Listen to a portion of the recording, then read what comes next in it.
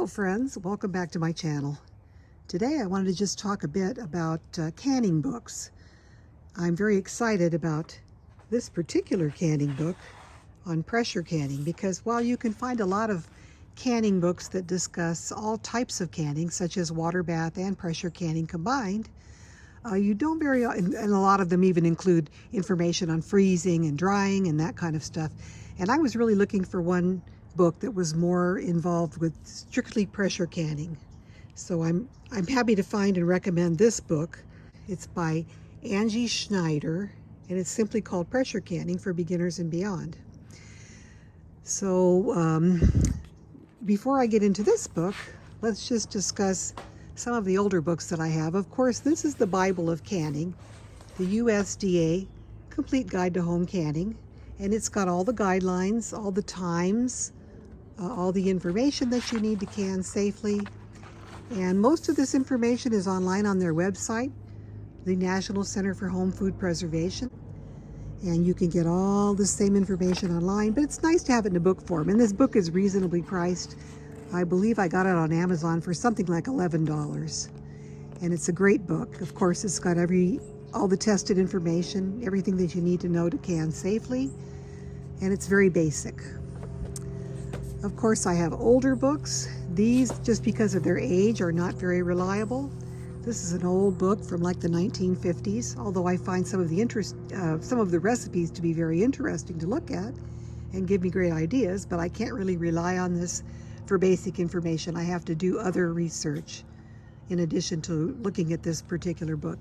The same thing goes with the Better Homes and Gardens Complete Canning Guide. This is another book, I believe it's from the 1990s. So actually anything beyond 10 years, they say, is too out of date to actually rely on in canning. And like I said with the other older book that I have, they're just sort of good for basic recipes, but you have to know the latest updated information in order to can safely. I also have books that are focused on water bath canning for jams and jellies. Jam on, and I believe this has some really nice recipes. This is centered on using Pomona's pectin. So if you like to use Pomona's pectin, you would probably enjoy this book. And I have another canning book from WEC. You know, WEC produces those really cute little glass jars with the glass lids. European company makes them, and they've made them for eons. I'm sure probably for about 100 years or so. So I have some jars, some WEC jars, and I haven't actually used them yet. I just haven't gotten around to it. But they're beautiful, and I'd like to see some of the food canned in my WEC jars and leave them out on the counter because they're such pretty jars. This is also centered on water bath canning. And I know the WEC jars are great for water bath canning. I'm not really sure about pressure canning in the WEC jars. I know people do it, but USDA has not tested them and have approved them for use. I think as long as you use them and they don't break, you're good. But I would hate to take the chance of breaking them. So I'm going to start using my WEC jars with simply water bath canned recipes. So there are those books. Then we also have the ball books. We have ball blue books. You can get a new ball book every few years. So you can buy the ball blue books in Walmart and other stores that carry canning supplies. Every year they have a ball blue book availability in the canning sections, and it's just kind of a basic, about 100-page or so book. But Ball also produces a couple of larger books. These are two that I like. The Ball Complete Book of Home Preserving and the all-new Ball Book of Canning and Preserving, which is one I just recently picked up. Oh, hi kitty. There's my kitty, a little stray that's kind of adopted us. So these books are good books. They're very good reference books. I trust Ball because I know they've done testing in their kitchens. So, and there are interesting recipes in here. So if you just have the USDA guide, the recipes are pretty bland and pretty basic and pretty uninspired. But the Ball books get you a little more inspiration. I trust Ball. Even though we've heard in recent years that USDA has told us not to not to trust the Ball information completely. There are several recipes from Ball that they have taken issue with. The all-new Ball Book of Canning and Preserving. 350 of the best canned, jam, pickled, and preserved recipes. I don't do a lot of jams, and I really don't much care for pickled foods. I don't care about learning about freezer foods. I don't have much freezer space.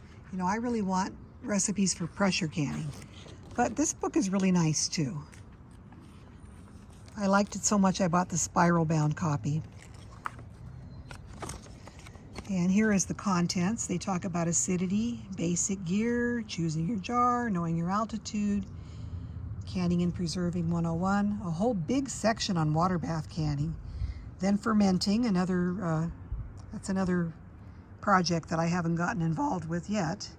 And then we have a chapter on pressure canning, and it's about 30 pages. And the rest is freezing, dehydrating, curing and smoking. So, you know, it's good, but it's limited as far as my interests. Your interests may be different from mine. But there is a lot of great information in here. I trust Ball. They've got some good recipes.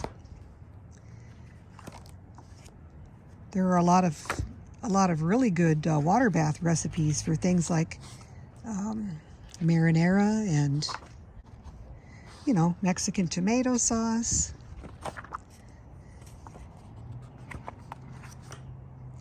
Dijon glazed ham.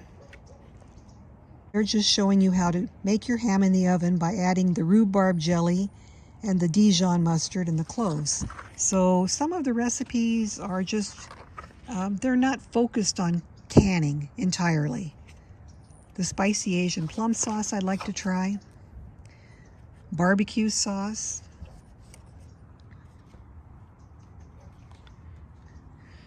So it's a good book, but it has just a limited section regarding pressure canning.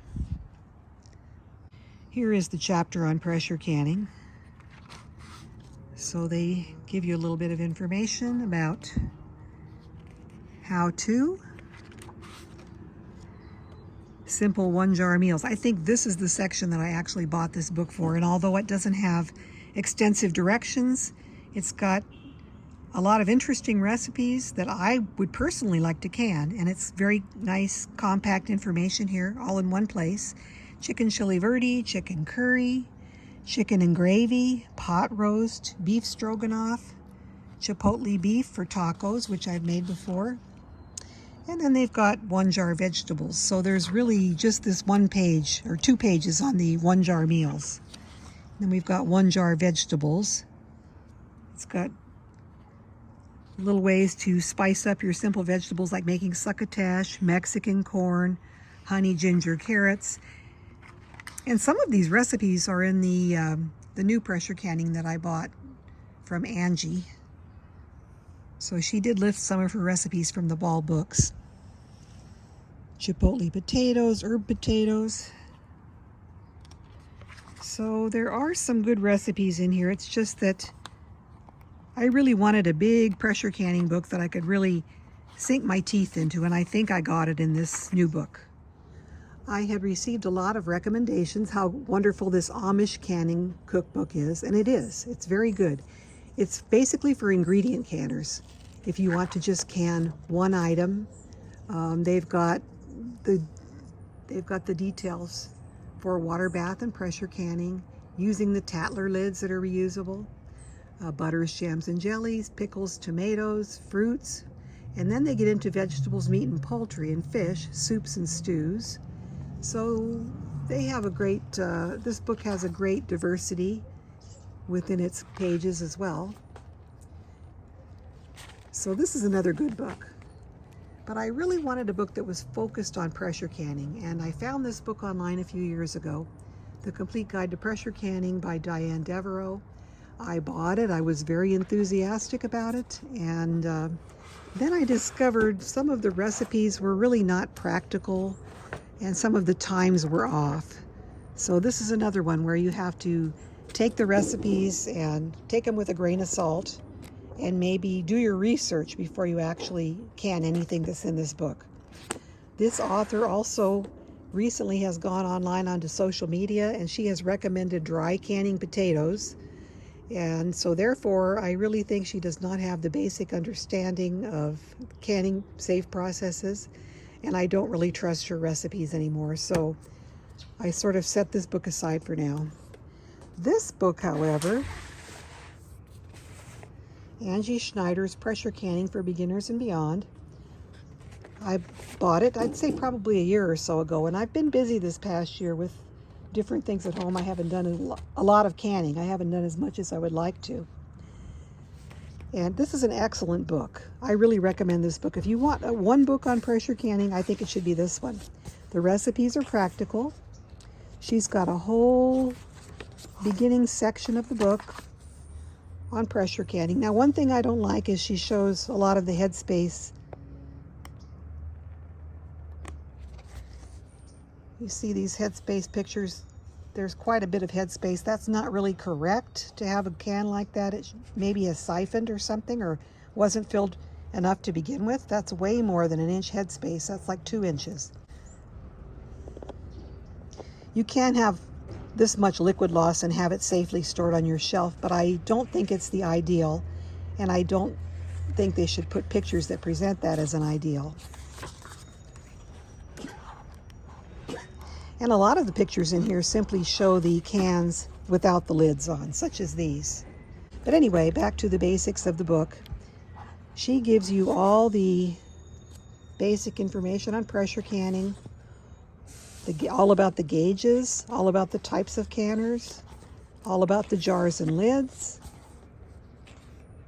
all about using your tools, all about temperature and altitude, a whole section on botulism and why we can to prevent botulism, a little word about grandma's ways, a whole section on acidity, and then she goes into the process of how to pressure can. So I really like this section here. She also has a whole section on tomatoes and the special needs of acidifying tomatoes, which is a special concern all in its own. She also has an entire section on beans and legumes, and she explains why the current fad of taking dry beans and putting them in a jar, filling with a liquid of some sort, that is not a safe canning method. At this point in time, it has not been tested. It's possible because of the density of the beans that they may require a longer cooking time than you anticipate. So until it's actually tested, we just don't know, and we can't can beans that way. So I'm glad she explains about beans in here. I would have liked if she would have put a little focus on the dry canning potatoes craze that's going on right now, because I think that's fairly dangerous, and I'm worried that it might actually cause some illnesses. So, but she didn't really discuss that in this book. And I believe most of her recipes are very practical and workable. And one thing that I really like is when she's giving you ingredients, she talks about ingredients for when you can and then for when you're serving. For instance, because in canning you can't use anything too viscous. You're not allowed to use your grains such as rice, pasta, anything like that. But if you would like to thicken the contents up after serving, she includes the instructions for doing that. So that's really great. And some of these recipes are really fun. Here's a good recipe for sloppy joes. You know, I had never thought about canning sloppy joes. We love sloppy joes at my house, and it's so easy to just make the ground beef and get all the ingredients together, or pop a manwich can. But then I thought, well, if I could make my own and have, how many does this make? You make 6 pints. That would be great for me and my husband. It's just things that I hadn't thought to can on my own. So anyway, if you enjoy a lot of pressure canning projects and you want some recipes to stimulate your ideas, this is the book for you. Now, she does go into the fact that USDA does not recommend the use of cured meats, such as ham, bacon, and so forth. But there are a few recipes in here where they use more than just a little bit of bacon, and ham. So she sort of fudges a little bit with the USDA recommendations. And I believe there are a couple of recipes, such as the beef and sweet potatoes recipe, where the sweet potato is not parboiled ahead of time, which that may be okay because the cooking time, by the time you can it with the beef, the cooking time for the beef is more than the sweet potatoes, so I'm sure it more than covers processing time for sweet potatoes in that recipe. There's also a note in here that you should not use any vegetables that have not been listed by the USDA. That includes items we use quite a bit in cooking, such as celery, summer squash. Leeks are not mentioned in here, but yet there's a recipe for potato leek soup. So, I mean, I have no issue with that, but I just think the USDA guidelines are sort of restrictive as far as the vegetables they want you to use. And they mention broccoli as a vegetable you shouldn't use. But the only thing I can find about broccoli that makes it unadvisable to use is not safety, but it just says broccoli and kale might give the broth a bitter flavor. And things like cabbage. You know, cabbage may not taste great canned, but should it actually have a restriction against using it? I don't think so. So the recipes in here go beyond just the basics of ingredient canning, such as just a simple meat or a simple vegetable. She has some simple combinations. Here's meat for tacos, carnitas. Let's see. Rosemary chicken, that looks really delicious. Beyond just your basic raw packed meats that just are so plain, there's a chicken pot pie filling, chicken marsala. You know, I saw quite a few recipes in here that I thought, oh my goodness, why didn't I think about canning this particular recipe? Although I have thought things like chicken marsala and, as I mentioned earlier, the sloppy joes, they're so easy to make them up fresh. Especially chicken marsala, it just takes like literally from ingredients to table like 30 minutes. So, but then how often do you have all your ingredients together? So I think if you want to can and have 6 meals, you'd be ready to go. And decreasing your prep time from 30 minutes down to like 5 minutes, that's a bonus too. There's the chicken marsala recipe. Leftover turkey and gravy.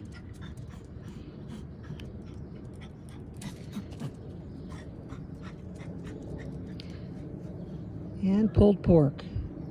So I cannot wait. I actually have not, I've just read the book to just get an opinion on safety and interest. If the recipe seemed really interesting to me or something that I would actually use. Vegetable soup, venison stew, chicken and vegetables. Oh, cream of mushroom soup base. Oh my goodness. That's similar to what I did, and I hadn't even seen it in this book. Her ingredients are butter, onions, garlic, mushroom, wine, broth. Oh, okay.